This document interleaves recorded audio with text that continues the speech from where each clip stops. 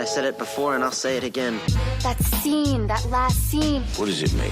I'm the dude, you know? Get the fuck out of here! No, I cannot. That final scene starts now.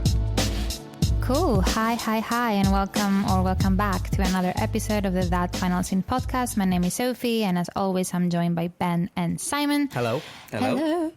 So today we have a special episode for you guys. I know many of you have been asking for our review on Jordan Peele's Nope, so we're about to deliver the goods because, oh boy, all of us have thoughts on that film. But because we actually got to see the film together, we didn't want to have the conversation on our own. We wanted to have someone to sense check our reactions here, which is why we will be joined by a dear friend of the podcast, my online bestie, Tim, also known as Comedian of Cinema on Instagram, YouTube, and TikTok, who also runs his own podcast, How's It Going to End? So do make sure to check him out. We will also be talking about films that were ruined by their endings. What is one movie ending you could rewrite and how? So I'm really excited to talk about some of your responses as well. And also, have to say, see how my community's responses differ to Tim's followers. So this is going to be really, really fun. Anything else we want to add before we jump into our conversation with Tim? Major spoilers for Nope, but yeah, yes. I think that's about it. Yes, we're terrible at warnings with this one. Great. The only other thing we want to give you a heads up is that we will be taking a short break as I'm off to Crete for a couple of weeks to spend some time with the family. And that said, we'll be back in about a month or so. I want to say mid-September. Mid-September time, yeah. With an iconic final scene double bill, Blade Runner and Blade Runner 2049. I feel like I've told you guys. If I haven't, then you have to. You have more than a month to watch. Yeah. It's the 40th anniversary of Blade Runner, and you know I love a good anniversary. So, as always, if you find yourself enjoying this episode, please share it with a friend, ideally someone who knows who Jordan Peele is.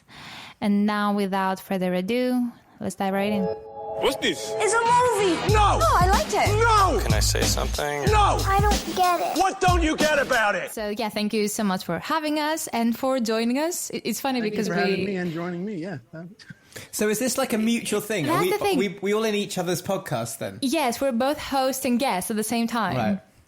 Right. This is very Inception. It's very Inception. It's very meta. I get to make mine sound infinitely smarter by not having just my American, fucking this and shit that and. And our sound, it gets to sound much more cooler, I feel like. I think you're being too kind saying we sound educated. That's way too kind. I also get to benefit from the structure you guys use and go, okay, yeah, that's a lot, that's just better quality to be able to divide the episode into parts. And then that way you don't rant for 20 minutes on whatever the fuck. I don't know. Maybe that's what we get into today. How many times have I been on your podcast? 2 or 3? I think 3. I think it's 3. It's 3 now. Yeah. But for those who haven't listened to these episodes, just so we can do like a quick intros maybe, because I know you. I have been running the Instagram page That Final Scene for over 4 years now, and I'm currently playing around with TikTok and YouTube as well. But the most exciting update over the past year has been this podcast, obviously, which has been an extension of the page. And I'm blessed to be doing it with these two, Ben and Simon. So, yeah, I feel like I'm putting you on the spot. You guys need to introduce yourselves.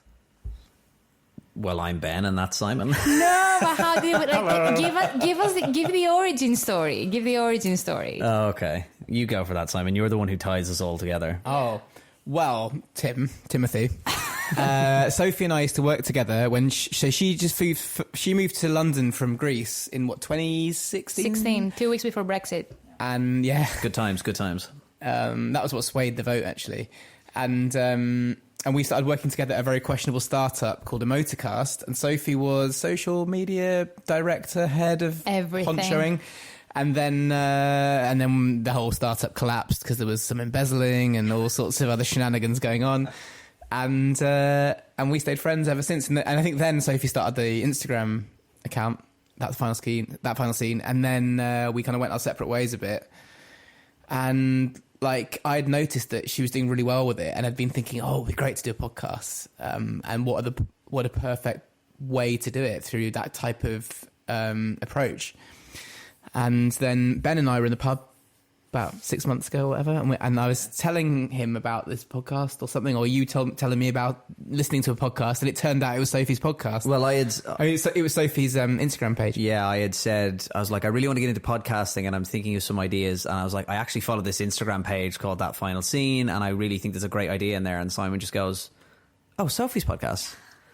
I was like, I mean, Instagram page. Yeah, or sorry, Sophie's Instagram page. I was like, Who's Sophie? At that point, I didn't know who Sophie was. And yeah. And then we had like a conversation, some beers. And then about 2 months later, we said, okay, let's sit down and actually get in front of these microphones and start recording. I mean, that's fucking awesome to have that like perfect trio kind of meet over just the Instagram page. It's a cute story, and I also feel like we have different perspectives in a way, and I think this is what makes a podcast work, because we all come from very different backgrounds and we all have very different movie tastes and, you know, TV tastes as well, which, I mean, I feel like people can tell by now. But why don't you give an intro to our listeners? Like, who are you? How would you define, you know, your podcast and like your page? Obviously 100K followers. What's the journey so far? I started my page, I think 2017. Took a while until now. I started 2017, and it was very much not the kind of, I was a part of something else, like another Instagram page, you know. It was very much like I would put something up and be proud of it, and then like it would get bogged down by a bunch of other things. And I was like, you know what, no, I can just maybe, you know, I think I was in my second semester of college, and I was like, I can, you know, do college work and also post on Instagram every now and then. And then I did, and after a while I started like just garnering a following, and I was all right, well, start focusing on your stuff maybe on something you're more interested in. I had started majoring in film studies and then screenwriting and as a focus, and it just got more, you know, more. I think that's how it grew easier, was posting more about my interest rather than what I thought, you know, would be popular to post on Instagram. And then the podcast was more of like, I had started my YouTube page in 2020 in January.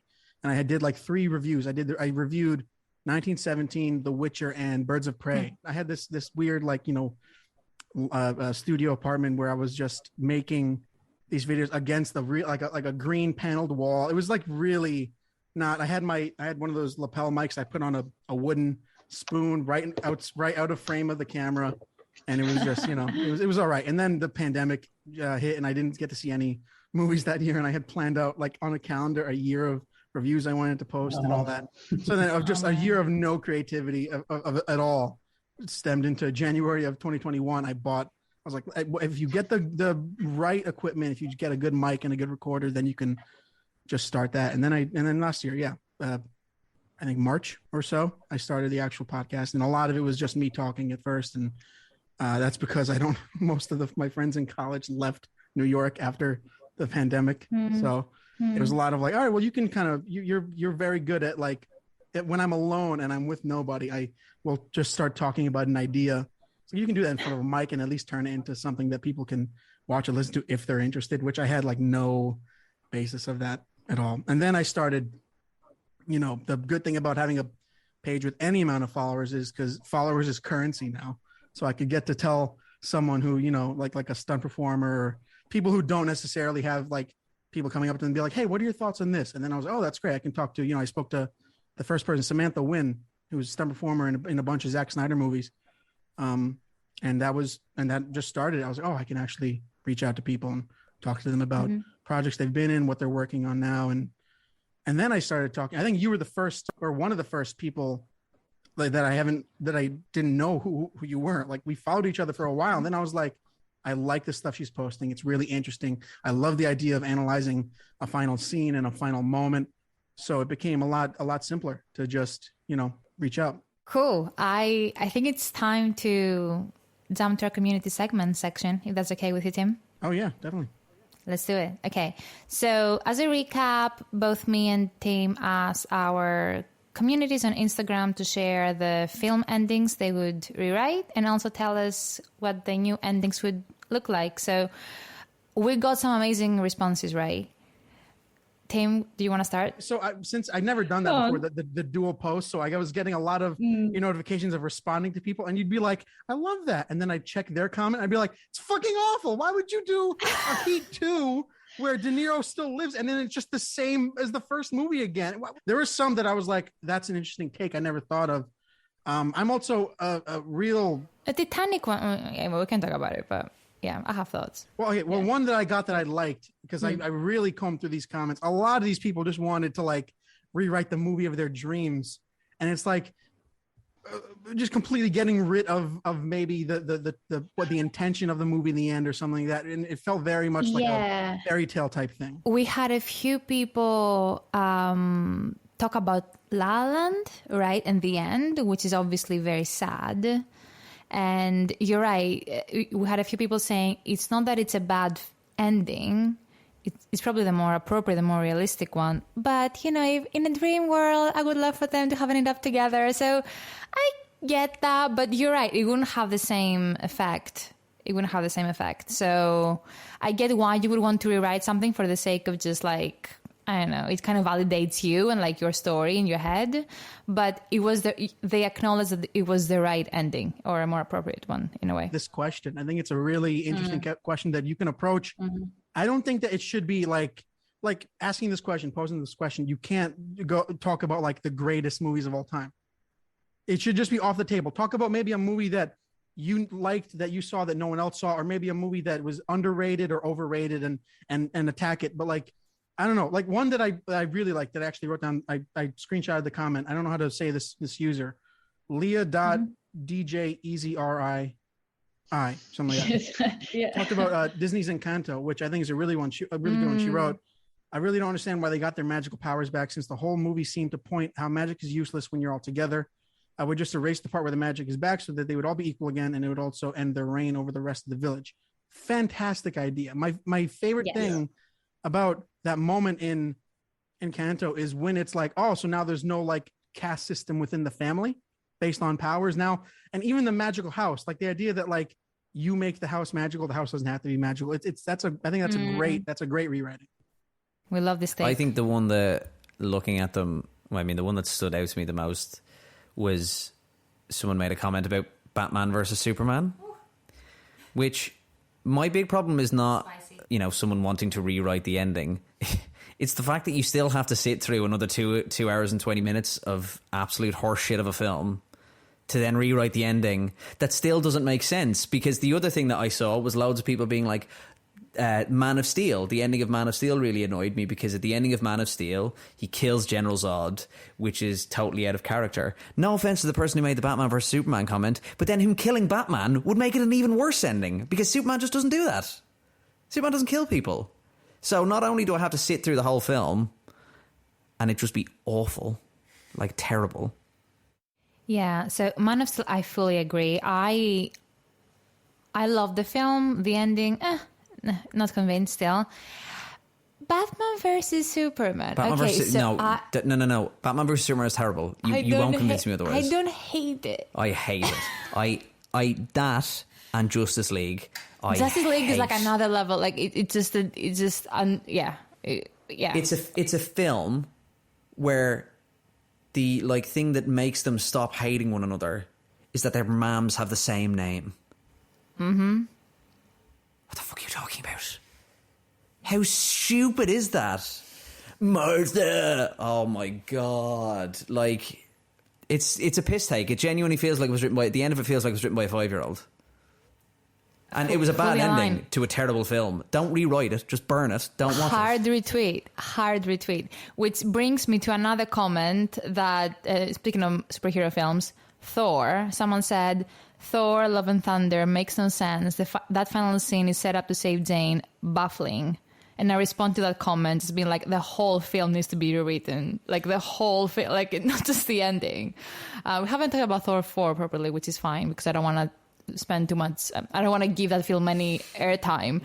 But yeah, just like cancel it, burn it to the ground altogether. What about you, Side? Did you find any good ones? I actually found it quite hard to think of these because I think that if you want to rewrite the final scene, you probably didn't like the film that much in the first place. Therefore, well, that's what I was thinking. So I was like, well, I probably didn't. Or the care ending.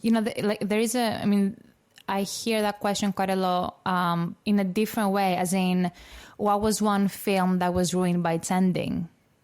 Because you see, I have had that experience quite a few times where I loved the film up until the end. Was like, what the fuck? Yeah.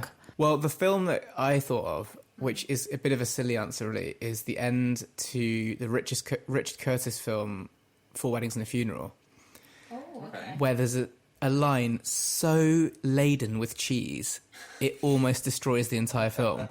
And it's where Hugh Grant's character Charles, I think he's called in it. The love interest comes to the front door of the house that he's at, and it's pouring with rain outside, and Hugh goes out to talk to her, and it's like Hollywood rain. It's like ridiculous amounts of water coming down, and she does this line where she's like, "Is it raining? I hadn't noticed." And it's like, oh my god, it's terrible. So yeah, I guess that's like an example of a line that takes you out of a film straight away. Yeah. Even though the level of cheese in those Richard Curtis films is high, that was like Gouda or something. I don't know, Stilton. Yeah. It was like another level. So yeah, that's my answer. But I think I found it hard to think of one, because films where I hate... Because for me, like, as much as you can debate endings of films and stuff, for me the film is a piece of art that the director and the writer and all the people made it intended. So they're not meant to be tinkered with. You've got to take them as they are. I'm not sure. And if I hated the ending, I probably would not be a fan of the film. So therefore I wouldn't remember it and be that interested. Okay, but what about films that have... if you look back at certain films like Gone with the Wind, which is it's an incredibly racist film. If you remove the racist elements, it's still a great film. So you can make a modern version film, of it. Wouldn't it? It would be different. But still effective. It's doesn't take away from that. Maybe. It'd just be a different piece of art then. For example, I love the film Into the Wild, and I found the ending incredibly sad. So I would maybe go, I'll rewrite it so the guy doesn't die in the caravan. And he gets to go home and reconcile with his parents. But then that'd be a different... Yeah, which is why it's a hypothetical question. Like, if you could rewrite something and to kind of make it your own... To rectify it? Yeah, not in a way to rectify it, like reimagine it. Like, and there are so many, like in the concept of remakes, sometimes they do change the ending, right? Remakes, and there have been some doesn't happen very often. Because even if I know I'm watching a film where the ending's been focus grouped to death, and you know it's been sort of researched and they're just going for maximum box office hit, I don't care. I just judge the film as I find it. Sure. And yeah, that's valid. Yeah. Yeah. I actually agree a lot more in the line that it does become its own. It becomes a new thing. It's like it's like a movie I saw recently. Well, not recently, a couple months ago. It was a Duel. You heard about that with Wait, the Steven Spielberg film? No. That's that's Duel. Riley Stearns, who did I hate this air bubble shit. He did The Art of Self-Defense with Jesse Eisenberg. He did this one with who plays the sister in Guardians of the Galaxy, a sister of Zoe Saldana. Forgot her name. Oh, Karen Gillan. Karen Gillan, yeah. She plays she in this world there's a concept where you can clone yourself if you know you're going to die. If you have terminal cancer or something, you can make a clone, leave with your family and your boyfriend or your girlfriend or your partner or whatever. And it's very, very treated normally, which is a lot of the humor comes from that. But it's very much like that. It's not her. It's a new person that looks like her, which is really interesting, which I think that happens when you change the ending of something.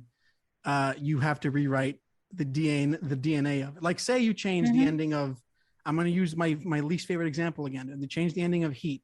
You have to change the characters of Macaulay and Pacino's character, because their whole point of their characters is that it's all they do is rob banks and catch people who rob banks. That's who they are. There's nothing more to them because they're at the end of their lines. I'm reading Heat 2, which Michael Mann recently released, and it follows Val Kilmer's character because he's still alive at the end of Heat, but at the same time it touches back on 1980s De Niro and Val Kilmer and all that, which I think is a great idea if you want to do a sequel without ruining the culmination of Pacino or De Niro not going back to jail, which that's his one thing, is he's not going to go back and he'll never bend in that way, which is a great character defining moment. So if you keep it going on, it just seems like you're delaying the inevitable. So when it comes to changing an ending like that, I do like the idea of changing a final moment or a final scene, because I think when people hear changing the ending, they think like rewriting the third act. Maybe this is probably one that you guys have heard. In the end of Scorsese's The Departed, the fucking rat goes along the railing. Get rid of it. Yeah, we get it, Scorsese. You lose all sense of like the impactful moment of silent Wahlberg in the apartment, and that's it. And then it's like, we get it. The rat's there. That's what I would completely take out. That's smart, actually, because we're talking about 3 billboards earlier, Ben, when like we find that some films may potentially end a scene too early or a scene too late. So it's that kind of like tweak that you could make in a way to just make the impact a lot more, effective. I think the Departed was one of the comments on the post as well. Someone mentioned that. Yeah, it's a good spot. Ben, what about you? What kind of film would you? Well, again, as I said, I think, and it's interesting. It goes, it would have been Man of Steel but then that goes back to rewriting all of it. But actually, in that scenario, that's probably a good thing, because the end of Man of Steel completely misunderstands what Superman's supposed to be about. And like The Dark Knight does it really well. In the Joker's whole thing is, I want to get you to cross your one line, and Batman's like, I'll never do that, and he has to find a way to not do that. What's Batman's line? To kill someone. Oh. And that's Superman's line as well. But it gets to the end of it, and he kills General Zod, Michael Shannon's character. He just killed him, which wouldn't happen in the comic books. And it's that the reason I don't like that, and the reason I would change that, is because doing that completely misinterprets what Superman's about. But I'd like to take what you just said and then apply it to your favourite movie franchise of all time, James Bond, and ask you about the final scene of the most recent James Bond, where they break the rule that James Bond never dies. Perfect. Had to be done. Because they needed to change it. Yeah, Bond needs to be shaken up, and I like the fact that they did that. He's dead. He's not shaken up, he's dead. Yeah, I think Ben was referring to the moral line that is it's not like but there's a moral Bond line doesn't in have a moral Superman line and in not Batman. dying. There isn't a moral line in not dying.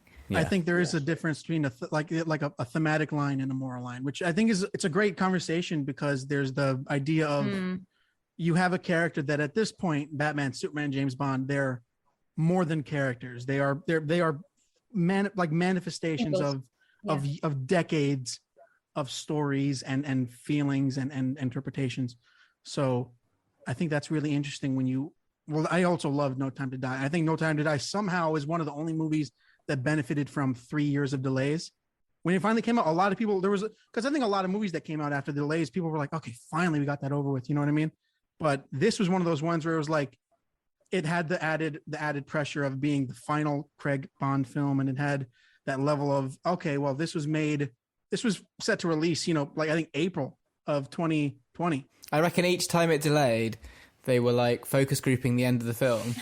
And every time they were flip-flopping between he lives, he dies, he lives, he dies. And then the final time it's like he dies. Probably a real possibility. I think that it's been enough time that they probably either maybe not reshot like a possible, like in the can somewhere in a safe house somewhere. But I think it's very possible that there was a sense of like, maybe this is a good time for us to completely change it. That happened with the Batman. It wasn't completely changed, but it gave Reeves a good like 6 months to kind of dive more into. They only filmed a third of it by the time the pandemic hit, and 9 months later they were able to get back into it. So yeah, I think a lot of movies were cursed and benefited from that pause. And has there ever been an example of a film where an alternative ending is leaked? Oh, many times. The public have found the footage. Yeah. I Am Legend, They do that. Get Out. I mean, I Am Legend. It's on the Legend is DVD. Like it's the completely different ending where he doesn't die is just in the DVD because they shot. I Am both. Legend is. I mean, it's much better. It's also very much like the theatrical release got poisoned by like it's 2009, and in 2009, action movies end with the hero sacrifices himself or something. Yeah, and it's very much it's also that's another thing. A lot of these fucking big popular movies lack it's like they don't want to include any sense of subtlety or nuance in case it's very much an underestimation of what the audience will understand. So if there's a scene in the alternate ending of I Am Legend, he notices a butterfly tattoo on the one he'd been keeping, the daybreak, whatever they called him, he'd been keeping, and it's a, you know, it's a, to him it's a sign from his daughter in heaven that these are still people, and you don't, you know, this is not the case where it's like, if I go down, I'm taking you with me. He keeps a grenade in his scientific desk, you know what I mean, like full of syringes and shit. So it's like, it's much more like, I think the focus group was like, I like the fucking explosion over him reconciling the idea that like these are still humans in there underneath them, and it's very much, you know, that case. Okay, so mine, very quickly, it's a funny one, but just to end on a funny note, Mr. and Mrs. Smith. Hear me out. The final scene is so dumb. Like, I would have had both of them die, because in the final scene, they're completely surrounded by a bunch of gunmen with assault rifles and full body armor, and realistically, they would have not made it out alive. Now, you may say, films do not have to be realistic, yada yada, and I get it, but I would have loved like a Thelma and Louise or like a Bonnie and Clyde kind of ending where they just, you know, just ended on a blaze of glory. Yeah. Because they already look like they came out of Photoshop, right? So you might as well have tried a bit harder to make them look more realistic and like human. So yeah, that's the one I would rewrite. Awesome. So should we dive into Nope? Yes. Okay, it's time. Oh, look, a message from our sponsor. G.I. Jane 2, can't wait to see it. Nah, yo, hold my poodle. Hey, yo, what's up? Y'all got a problem? Y'all want some of this? Without much further ado, Here we go again. So following the death of their father, right? How did he die? A falling coin or something? Yeah, coin falls from space and From the goes sky, straight to his yeah. eye. OJ, played by Daniel Kaluuya, and Kiki Palmer, they start to suspect that it might have been the result of a UFO. I think that's my understanding anyway. In the sky above the ranch, they decide to try and land the Oprah show. It's kind of the proof that the UFO actually exists. So they can sell to make, I don't know, the rich and famous lifestyle a reality. I think the premise is fairly straightforward for a Jordan Peele film. But yeah, it's interesting because I don't know, where do I start? Like, I have so many thoughts about this film because I know, Tim, you and I were talking about it, where it's there are a lot of things that I liked. There were quite a few things that we liked, and then there were a couple of things that we didn't. I can talk about myself. I love the ending, so we can get to that in a second. The biggest thing that I struggled with was how underexplored the Steven Yeun's character, like, storyline really was. Like, the most exciting, like, one of the most exciting scene was what happened in '89. That, you know, chimpanzee attack. It was one of the best scenes. Yeah, and then you had, I don't know. You had the actual resolution of that storyline felt like the payoff wasn't quite there for me, so I kind of struggled with that. And one of the things that I told Ben and Simon, because we actually got to watch it together, is that I came out of the film feeling like there wasn't like a linear structure to the story. Sometimes I felt like I was missing scenes because things were kind of like jumping here and there. The first couple of scenes were a bit awkward for me, you know, like that scene, like with a green screen. I was kind of struggling. Bit, didn't it? We looked at each other and we were like, "This is going on a bit too long." No, I didn't. No, that's the thing. I didn't. That particular scene. Oh, I don't know. Maybe, I don't know. For me, it was a bit awkward, that scene. As in, like, I feel like they struggled to find the tone in the first few scenes, and then they found their groove. And obviously, like, Kiki Palmer is incredible, like, and like the standout of the film by far. And when you think about the film, like, it's both sci-fi and horror, and I feel like it does a lot better in the sci-fi element than the horror element, in a sense, because kind of switches halfway through. It does, which makes it feel a bit uneven tonally in a way. So yeah, that was my initial reaction. I feel like when you think of a film and you try to critique it in a way, you think about it from a storytelling standpoint and then from a filmmaking standpoint. And like the filmmaking aspect of it is incredible.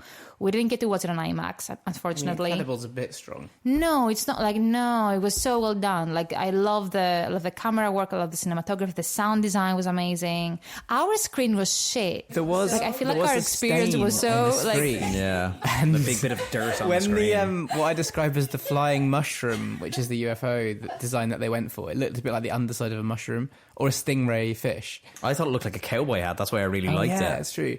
And then, but earlier on in the film, it's exciting because you get to see glimpses of it. Yeah. Which is the bit, obviously, Yeah. once it gets revealed, it becomes old quite quickly. But because of the stain on our screen, I kept thinking there were like glimpses of it in the clouds, but it was like stationary. But then I realised it was just like a smear on our. It was so cinema screen. distracting. Yeah. It was so distracting. Because this thing hides in a cloud, doesn't it? Yeah. And I thought it was like a really bad CGI kind of cloud or something. But to quickly go back to the filmmaking aspect, what we need to like one of the things we need to remember is that one of the probably like most difficult jobs of the director is to direct people.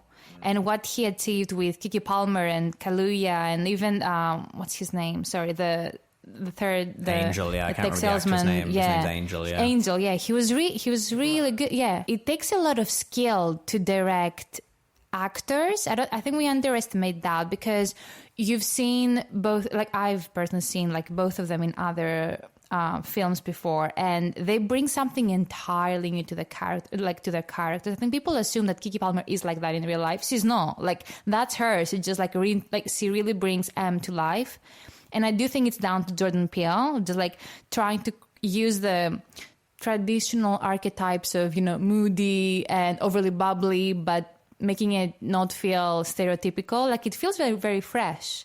I know you remember that scene where they fist bump. Like what did they?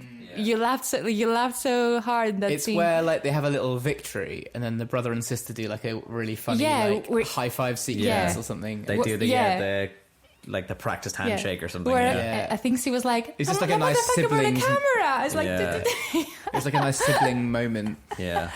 That's quite cool. Yeah. I think at the further I've gotten away from it, because obviously we saw it like 5 days ago, the more I've thought about it, I do think I really enjoyed it, and I agree with what you said, Sophie. I think like technically I think it's fantastic and the performances are great. I do think it just really suffers from as soon as you see the alien and then it starts getting bigger and it turns into this big billowing flowing linen shirt. It's like a napkin. Yeah, I think it loses quite a lot there. I think it's almost like they've gone, oh, we've got all this money to spend on this big alien, when actually it was more terrifying and more interesting when you didn't really see it as much. I mean, it's the whole Jaws thing, isn't it? Like it's scarier when you don't see it, when you don't know what it is. And as soon as it comes out of the water, you're like, that thing looks fucking stupid. Like it's clearly a big mechanical shark. I guess they betted on it becoming a character in the film. And I like the didn't fact really... that, obviously this is a spoilery thing, but it's... Spoilers, yeah, from here on. It's, the idea that it's not a group of aliens and that it's actually this thing is like some kind of creature. It's not a spaceship. This thing is alive. I think that's a great idea. Mm-hmm. Yeah, it just lost me a little bit as soon as it started getting bigger and all that kind of stuff. I actually thought it was threatening enough and scary enough when it did just kind of look like the flying top hat from Monopoly. I don't know. Yeah, it was. I agree with what you were saying at the start, Sophie, about the beginning and finding its feet, because the monkey attack scene feels like a different film. yeah.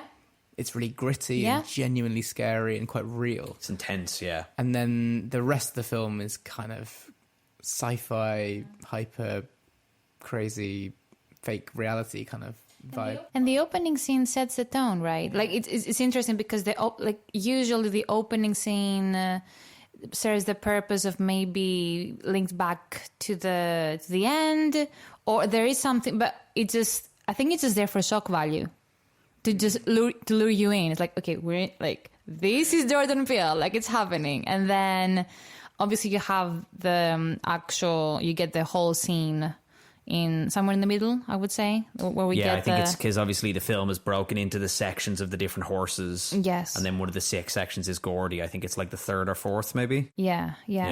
And I just love that storyline. So, like, I would have seen an entire film with that kind of storyline and Stephen Yeun's character and like the trauma that he suffered in the back of. That was so interesting. So, but there are some other just great, like, I think my favorite scene in it, and it was the best reaction in the cinema, is when I think it's the 2nd horse, when he goes into the shed and all the lights are on, turns them off, and then you see the alien sitting on the floor, and the woman beside me in the cinema went, "Oh shit!" Yeah. And it was a great reaction, and it was perfect. And I was like, that's Jordan Peele. That's fucking brilliant. And that scene was so good, especially and when he punched it and it's the kids. It was great.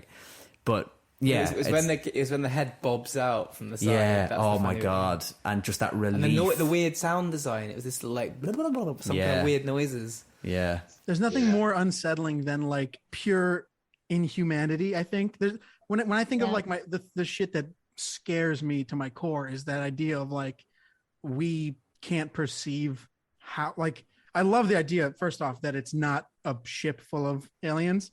I think that's such a great little twist to be like, it's its own animal that's hunting, and that's why it moves as erratically as it does, which is another aspect to like the fear of it. Like when we think of something taking off or flying, we imagine it very singular, and the fact that it moves as it does. But that idea, when that scene where he's in the horse area and they just plop out to the side, it's like, it's so purely inhuman in that moment. Or that when it cuts back and it's small and you can't see it in the light at first, and then it just stands up. Yeah. And then that shot where it takes like 50 seconds until it fully starts popping its head out. Oh yeah, he's trying to video it around the corner. Yeah, and it's just putting its head around. To let it just take its time before you even see like the sliver of it peeking out, and then it starts revealing itself. And I think that it does those quick scares great. What I love about the opening is that we have no context on the Gordy moment. All we see is the aftermath of him tearing shit up. And what's so great about that is the first thing I went to is like, oh, they brought in a monkey and it just went ape shit, literally, and killed everybody. And then you get the context and you see, and then that's followed by the death of OJ's father, and then him on set of that, which is a commercial too. And they're bringing on, like the preppy, like white actress who's like, the makeup lady is behind her being like, they told me to be here. It's like, oh, so that's the priority over the animal, and he's being talked over. And you get the idea that like following a scene like the aftermath of Gordy with the before the horse kick, it felt very similar to me. We're seeing before the altercation. If we had shown up after, and maybe we would have gotten the feeling that like OJ wasn't as professional or something like that. If we missed him giving everybody, like, trying to do the opening and trying to get like, hey guys, don't do this, don't do that. And I think that following that felt the idea of like you get OJ's passion for what his dad did, which is, I think what's funny is like a lot of, I don't want to use the word predictable, because the characterization of OJ and Emerald aren't necessarily predictable. There is like, the bubbly and the one who's very, a centrist, very inward, but you get a lot of their hopes and dreams very fast, very early on, and that scene when they're drunk and they're sharing with each other, you get so much of what OJ considers special and what Emerald considers special because of their upbringing. I love that like 10-second flashback to young OJ and Emerald kind of just doing that with each other, because you get the feeling of like, now we know why OJ considers this so important, and we know why Emerald doesn't, because she wasn't prioritized by her dad and he was. And you get the feeling like, I love that scene where he's got so much he wants to do. It's pure ambition. When he's alone and he's drunk and he's doing the HDRI, he's making that mirror ball for CG and all that stuff. Like, he clearly wants to do more, which I think is a really interesting note to add for a character like him. You could have made him just like, because he is, the strong, silent type. He sticks to what he considers his obligations and his responsibilities.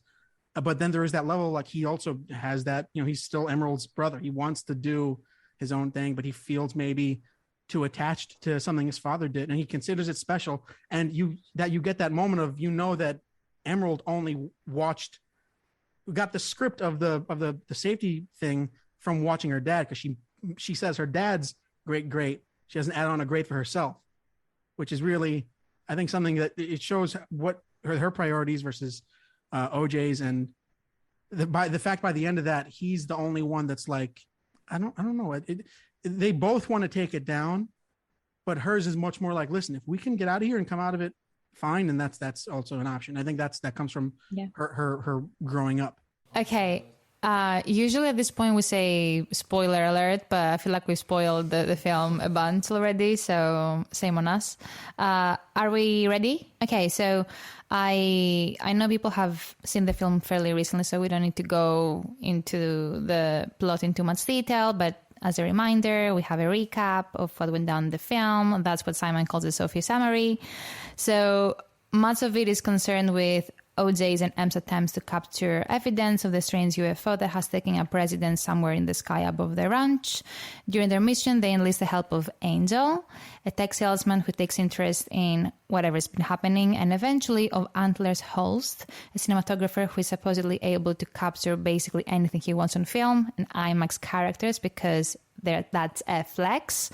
There's that certain side storyline that I mentioned with Stephen Yeun's character Jupe, I want to say that's his name, which I don't want to go into too much detail right now, but what happens prompts OJ to realize that the UFO is not actually a spaceship but a predator that will devour anything that looks directly at it. This helps him to come up with a plan that will allow them to get their footage by using the similar tactics to those he has used over the years, training horses. We actually do see that the creature, which has now been nicknamed Jean Jacket, we haven't mentioned that yet, is successfully captured on camera by Holst and Angel, but for whatever reason, the cinematographer wants a better shot of it, so he gets closer and, of course, gets eaten alive along with his camera, essentially putting the mission right back to square one. At this point, Jean Jacket is seen to visibly change into a far more elaborate form and continues pursuing OJ and M. And M kind of thinks quickly and turns to the theme park, right? To release a large helium, what is it? The mascot. Is it a mascot? Or how would you call it? Mascot, to kind of bait the creature. The plan works, and Jean Jacket attempts to eat the balloon, kind of, I guess, for whatever you want to call it. But when it tries to do so, it explodes and seems to be killed. I think that's the interpretation. It dies. Thankfully, they also get their footage and manages to get the elusive shot of the creature just in time, using an analog camera to grab a picture of it just before it dies. But before the film ends, M sees her brother on horseback, realizing that he survived. And this is clearly, we were talking about this earlier, Ben, an homage to the old Hollywood Westerns, where the usually white hero is depicted heroically on horseback, kind of signaling a happy ending. Wearing a Scorpion King hoodie, which I really like. Another flex from that film. I just love that was one of the references throughout, that he So worked on the good. Scorpion King. So good. So this very final shot was one of my favorite things about the film. We were talking about this earlier with Ben. So I was thinking about how Jordan Peele takes this kind of Tarantino-esque, like Inglourious Bastards kind of approach, where he's reimagining history in such a powerful way with, Black people's like stories like front and center. So when you think about it, the ending is about the erasure of, Black people from Hollywood's very beginnings, and Westerns is that kind of, primal genre in that sense. And it's almost like an act of reclamation for Black contributions to Hollywood as an industry. And I like the fact that you always have Jordan Peele saying, I will always make Black stories. Like that's my thing, and you need to get used to it. So yeah, it's why I love the ending of Django Unchained so much, right? It's such a beautiful cinematic parallel in that sense. When you think of Jamie Foxx and the horseback, and you have Kerry Washington waiting for him, it's like so beautiful. What did you guys make of that very final shot? I quite enjoyed it. I like the fact that I feel like in a lot of movies like that, either you don't see that Daniel Kaluuya is still alive, or he is just Oh, dead. you mentioned that, yeah. Like, it would just be M just staring in the look in her eyes, and then it's kind of like, make up your own mind. Does she take the photo and get rich? Is he there? Kind of thing. But actually just goes, no, he's there. Yeah, he's alive. Of course he's alive. Because he knew what to do, you know?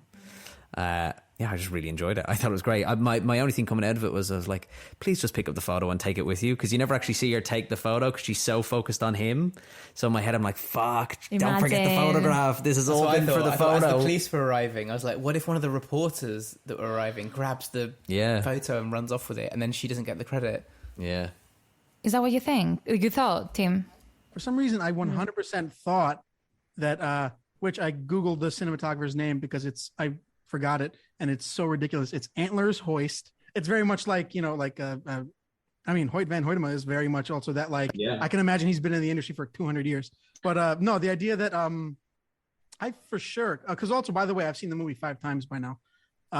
It's my top 4 I've seen most in theaters. If I see it one more, it'll be top 3. The Western vibe in this movie, the fact that Jordan Peele made a modern Western, he made, you know, it's very much like, think of every Western from the 50s, 60s. It's very much like, you know, if it's the Native Americans, they're the enemy. They're incredibly advanced compared to the you know, the white American cowboys. They are, you know, savages, and they have battle tactics, and they sweep in and they empty whole towns. And you walk in and you see arrows, and you're like, they went through here. And it's very much they're their own entity at that point, you know? And he turned it into, what I love actually about Antlers Hoist's death is the fact that he does represent that old establishment Hollywood to me. He's very much like, you know, that dream you're looking for. It's the one I've had my whole life. The idea that he's been working in the industry for 60 years and he hasn't gotten that perfect shot to him. Like it's an epiphany. It doesn't exist for him. He wants to get that golden hour shot, even if it means killing him. As he's getting sucked up, he's probably like, I got it. And then he's okay with frankly, for the film, it's the most cartoonish thing to me. But what I love about it is that you then you get OJ and Emerald, who come into with this not even just youthful, like a severely generational difference in the idea of how they want to attack this thing. Also, I was for certain that he left the roll of film when I first saw it. I was like, but you don't need the one up from the photo from the well. You have his roll of film. And then after times of watching it, I don't see him take out that roll and switch to his other camera. Yeah, he does. Wait, there's 2 cameras. Yeah, but doesn't Angel keep filming? Well, that's nothing. Angel keeps going until it gets blown over or whatever, and maybe the film gets exposed to light, and that's part of the story, and it gets ruined or whatever. But he's done a couple of reloads by then. Yeah, that's what I mean. It's like you have something, especially you have the shot of it turning sideways with OJ, which is such. I watched it in IMAX, and dude, for a second I don't think I breathed for like a good while. I was just watching it go by, and not to mention, oh God, what was his name? I have it right here. Michael Abel's his score. Yeah, sounds fantastic. The fact that it's not only just like eerie noises or generic, you know, like anticipation thriller music. It's got that pioneer like Oregon Trail type music where you feel like there's a discovery happening, and you know it's got that idea of whenever fucking pilgrims go over a hill and they look at undiscovered America, and they're like, look at all the world we can take, and you know it's very much that you get that like anticipatory feeling in it, where that entire chase leading to Emerald's Akira slide is so. That was awesome. Yeah, the Akira slide was great. It's so I know maybe it's just because I've gotten so into this movie, and I've seen it. I've had the benefit of genuinely seeing it as many times as I've had. It's an uphill. It's like a fucking roller coaster. It's an uphill ride until you get to that drop where it's like, okay, now I know what's going to happen. When Jean Jacket opens up and it becomes this linen sheet in the wind gusts and all that, it felt very desperate. It felt like the creature was like, this is fucking usually so easy, and these assholes won't look at me, so I'm just gonna go. I'm gonna open up. It felt like I keep saying that Jordan Peele probably created a biology for this thing. He probably has some type of sketches or something where it shows it closed, it shows it maybe in specific situation, and then it has its full outside, like, because when the movie opens too, we go through the mouth of it. We hear blowing wind and we hear people screaming. Yeah. And we see clouds. We're going through the mouth of it, and then it opens up to the jockey on the horse on screen. But before that, it's supposed to be, a film's the projection in a theater, but it's very much the mouth. It's like blue and green, and you're going right out of it. And the fact that it's trying so hard, the fact that it does lose its sense of like hidden wonder, like the Jaws shark, that it represents a more modern version of, people trying to capture thing on cameras, people trying to get the views and the clicks and the likes. And like, I have to bring it up just because it's Kahlua recently responded to Logan Paul being like criticizing the movie, just criticizing exactly what he brings to the movie. Like the fact that, he would have been the fucking TMZ guy pulling up, being like, "Hey bro, so here," and then he picks him up or whatever. But the TMZ guy getting thrown off the bike was perfect. Oh my God. And that's where I think that also the fact that we see this giant biological being, the fact that like, it's still consciously moving when it hears OJ or Emerald, it turns back and forth. It doesn't know who to take. And when it whips up the TMZ guy, that's what frightened me more than anything, even more than seeing it early on when it was hidden in the clouds, was seeing a human body whip it, because it's officially dehumanized to me. It's officially like there's no power taken in. It's kind of what makes the boys a little scary to me, when there's no sense of like the lower beings, the beings who aren't flying around and doing amazing things, are fucked in every sense of the word. So seeing at one point Emerald get picked up, and I'm like, fuck, is she gonna just get whipped through the air and go into this thing? And luckily she gets out of current, and Angel he wraps himself in barbed wire, which is such a great, I thought fully he was going to die, but let it consume him wrapped in barbed wire and then let that fuck up its guts. I don't know.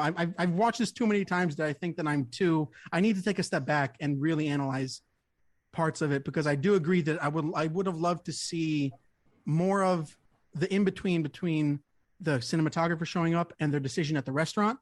I think that I feel like maybe I'm projecting, but it feels like there's a missing scene where they do kind of go, okay, this is it. We have to go back. And then they get the added bonus of, which I know it's a cartoon. I love that he noticed the fucking cloud didn't move, because cinematographers are all so focused on the frame. I think that's such a great little bit that he's just standing there. He's like, that thing hasn't moved in 6 hours. I've been standing here for 6 hours and it hasn't moved. I think that's such a great little, character thing. But yeah, no, fuck, I'm in love with this fucking movie. Did you come up with anything that wasn't like what you saw in the screen, that you thought that was more metaphorical in a sense? Not even. The only thing for me was, as Simon said, do they get away with the picture, or does it get left there? Right. And is it a thing that seeing that OJ's alive, is she realizes, oh fuck, I actually don't care about the money, and it's about family, and it's about me and OJ, dad's gone, it's about the two of us being together.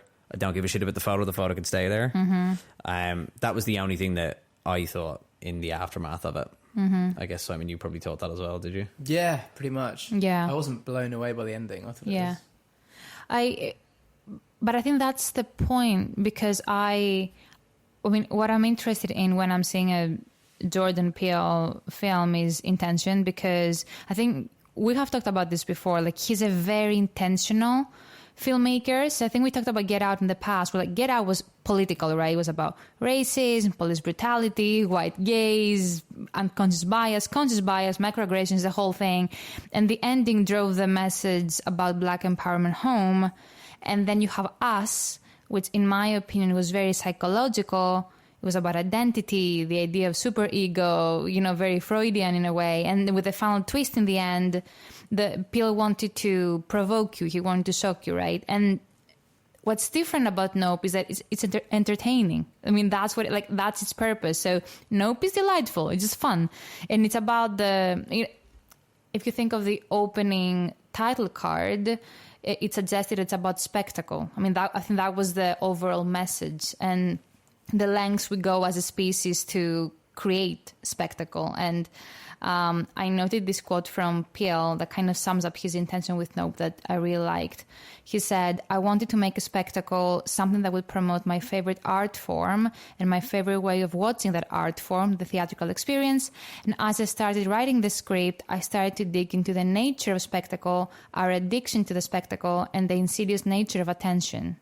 So the film, which is about getting that money shot, that Oprah shot, right? Is all about the relationship to the spectacle and like explored through various different characters like Angel and like M and OJ. So and Jupe, right? I mean, we didn't talk about Jupe a lot. So they all react very differently to the monster, and each one of their approaches, quote unquote, represents a different attitude to spectacle. And with the final scene, my takeaway was that M's attitude is the one that perseveres, like because she's the winner in a way because she gets the money shot.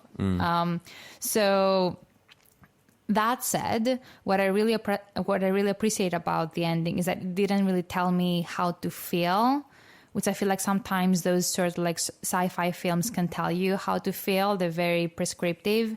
So rather than kind of rather than making didactic claims about whether spectacle is good or bad, which I know that some filmmakers, especially when they're in because Peele has only made 3 films, so you know how some filmmakers may want to just push their vision out there as early as possible. I think he allowed me to draw my own conclusions about the characters and therefore the archetype that they may represent, which we just talked about. So yeah, I don't know, the ending did land for me, and I'm trying, like for me, I'm trying to think of the opening scene as the title card, which is about the spectacle. Like I think it's a Bible verse that he refers to, not the opening, like official opening scene. That's the kind of closing the loop for me, the spectacle framing. So like on a conceptual, like philosophical level, I really like that. Right, so it sounds like we saw the ending again, thanks to Tim, probably. Tim, thank you so much for your time. You know, I always love chatting with you, and I'm so glad you also got the chance to meet Ben and Simon as well. I've also like been listening to your guys' podcast every time it drops, and I get so part of it. Like I'll find myself talking, and then one of you will talk because you guys are actually having a conversation, and I'll think, oh God. But yeah, no, I'm thank you guys for coming on, and thank you for having me on. This was really, really fun. Thank you for joining us. Thank you for having us. I think that's the yeah, likewise. Thanks for having us. Yeah, it's great to hang out. We'll definitely have to do it again. We should do this again for sure, and do it live. We'll all come to New York. Do it live. Oh, I mean, fuck yeah. Absolutely. It's gonna happen. Like if Tim comes to London, like we're gonna book a venue, we're gonna do like a live podcast thingy, like we'll figure it out. And then I really want to go back to New York. So it is happening. It is happening. Probably not this year, but the ambition is next year. So I'm excited. All right. So where do they find your podcast? So our podcast is called That Final Scene, and you can find it on all streaming platforms, Spotify, Apple Podcast, YouTube as well. If you're the kind of person that listens to their podcast on YouTube, I think that's the thing now.